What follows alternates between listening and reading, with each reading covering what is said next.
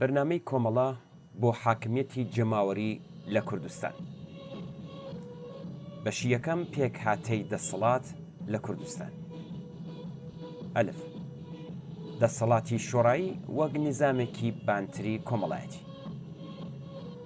ئەزموونی سەرتاسەری جیهان بە باشی نیشانی داوە کە دمۆکراسی پارلەمانی جەماوەری بێبەشی کۆمەلگا لە دام و دەستگا بەڕێوەبەرایەتی کاروبار و مدیریەتی ڕاستەوخۆی کۆمەلگا و دەسەڵات بەسەر چارەنووسی خۆیاندا دوور دەخاتەوە و ئەم ئەرکە بە نێونەرانێک لە پارلەمان دەستپێردرێ کە دەنگدەران هیچ کۆنترۆڵێکیان بەسەر کار و کردەوەکانی ئەواندانیە. لەم سیستمەدا نێونەرانی پارلەمانیش بەکردەوە کۆنترۆلیان بەسەر چۆنیەتی بەڕێوەچوونی ئەو یاسا و ڕێسایانەی کە دەنووسرێن نییە. دەسەڵاتی واقعی لە نظامی پارلەمانیدا بەدەست ئۆرگانە بەڕێوەبەرەکانی وەزارەتخانەکان، ئارتەش، پۆلیس و ڕێکخراوە ئەمنیەتیەکانەوەیە.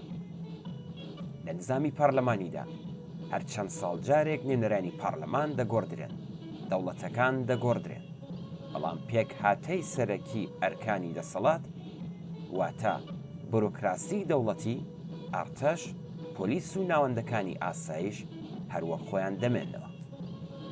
لە بەرامبەر نظامی پارلەمانیدا سیستمی شۆڕایی باشترین و گونجاوترین ئامرازی بەشداری سەرجەمی چینی کرێکار و جەماوەری خەڵک وەک یاسادانەر و بەڕێوەبەری یاسا بۆ ئیدارەکردن و ڕاپەڕاندنی کاروباری کۆمەڵگایە. لە هەلومەرجێکدا کە پێشکەوتنە تێکنۆلۆژیەکان زیاتر لە هەر سەردەمێکی تر پەیوەندیەکانی گەشە پێداوە و ئیمکانی دەستپێڕاگەیشتن بە زانیاریەکانی لە سەرجەم بوارەکاندا بۆ هەموو کەس ڕەخساندووە، نیزامی شۆڕایی ئەرکی بەشداری ڕاستەوخۆی کرێکاران و جەماوەری خەڵک بۆ ئیدارەی کاروباری کۆمەلگا زیاتر لە پێش و ئاسانتر دەکات.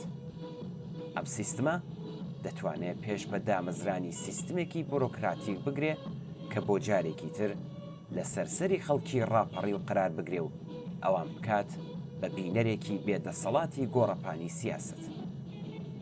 خەڵکانێک کە پێک هاتەی نیزامی شۆڕایی پێکدێنن خۆیان هەم یاسادانەر و هەم بەڕێوەبەری یاسا دەبن. لەم نیزامە حکوومەتیەدا سەرجەم کار بەدەستانی ئیداری و سیاسی و قەزایی لەلایەن خەڵکەوە هەڵدەبژێردرێن و هەر کاتێک زۆربەی خەڵک ئیرادە بکەن لە هەر سەردەمێکدا دەتوانن بیانگۆڕن. بەرپرسان لە بەرزترین ئاستی حکوومەتی شوڕاییدا وەک خزمەتکاری خەڵک کار دەکەن و لانی زۆری موچەی ئەوان یەکسانە لەگەڵ موچەی کرێکارێکی پسپۆر. خاڵی بێ پێکهاتەی دەسەڵاتی شوڕایی.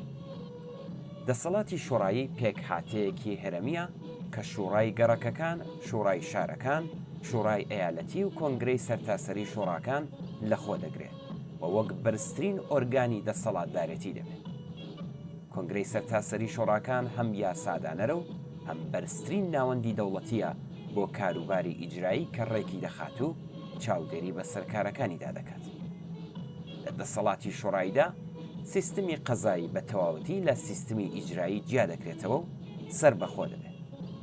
قازیەکان و سەرجەم کار بەدەستانی قەزایی لە ڕێگای خەڵکەوە هەڵدەبژێردرێن و هەر کاتێک زۆربەی دەنگدەران ئیرادە بکەن دەتوانن گۆڕانکاری تێدا پێک بێنن. سەرجەم دادگا تایبەتیەکان هەڵدەوەشێننەوە و تێگڕای محاکەمەکردنەکان بە ئاشکرا و بە بەشداری لێژنەی مونسیفا بەڕێوە دەچێت.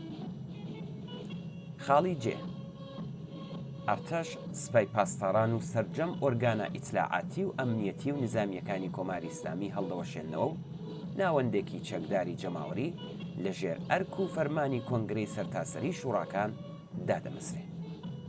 هێزی چەکداری خۆجێی لەژێر فەرماندەیی کۆنگرەی سەرتاسەری شوڕاکان کاروباری پەیوەندیدار بە بەرگری لە دەستکەوتەکانی خەڵکی کوردستان لە بەرامبەر هێرشی دەوڵەتی ناوەندی و یان هەر هێزێکی تری لە ئەستۆ دەبێت.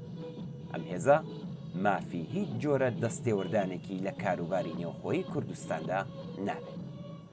ئاسایشی نێوخۆیی کوردستان لە ڕێگای هێزێکەوە دابین دەبێت کە لەلایەن بەرزترین ناوەندی دەوڵەتی هەڵبژێردراوی کۆنگرەی سەرتاسەری شوڕاکان سازمان دەدرێت و کۆنگرەش چاودەری بەسەر کار و کردەوەکانیدا دەکات.